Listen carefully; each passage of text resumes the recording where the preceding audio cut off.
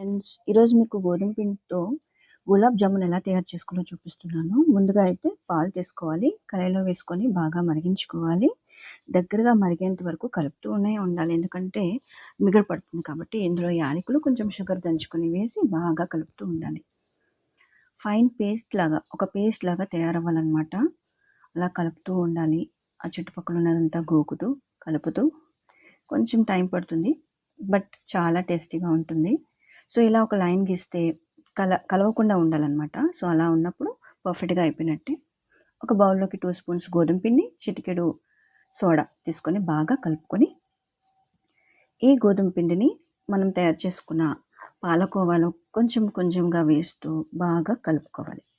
ఉండల్లా లేకుండా శుభ్రంగా కలపాలి. లేకపోతే కనుక విడిపోతుంది గులాబ్ జామ్. సో కొంచెం వేస్తూ కలుపుతూ మళ్ళీ కొంచెం వేస్తూ బాగా కలుపుకోవాలి.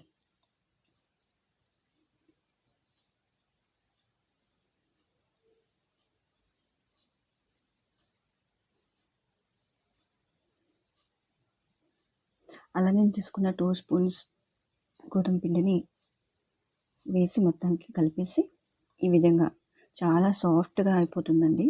ఎక్కువ కష్టపడక్కర్లేదు. ఇలా చిన్న ముక్క తీస్తే అలా విడిగా వచ్చేయాలన్నమాట, సాగకూడదు. మైదా పిండి అయితే సాగుతుంది. ఇది గోధుమ పిండి కాబట్టి మనం బాగా కలుపుకున్నాం, బాగానే ఉంది. సో ఈ విధంగా వస్తే కనుక పర్ఫెక్ట్గా వచ్చినట్టు ఉండలు చేసేసుకున్నాను. ఇప్పుడు పాకం కోసం బెల్లం తురుముకొని అందులో 2 కప్స్ వాటర్ వేసుకొని పాకం పట్టాలి.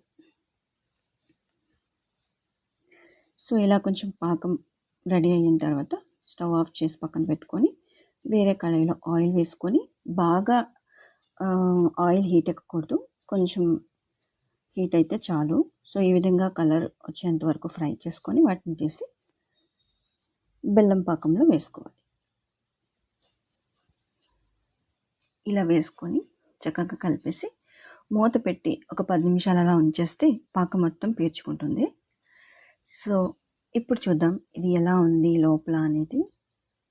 చూసారా ఎంత సాఫ్ట్గా. అసలు గోధుమ పిండి అంటే గట్టిగా వస్తాయేమో అనుకుంటారు, బట్ ఇలా చేస్తే మళ్ళీ మళ్ళీ ఇదే చేసుకొని తింటారు. చాలా టేస్టీగా ఉంది. ట్రై చేయండి ఫ్రెండ్స్.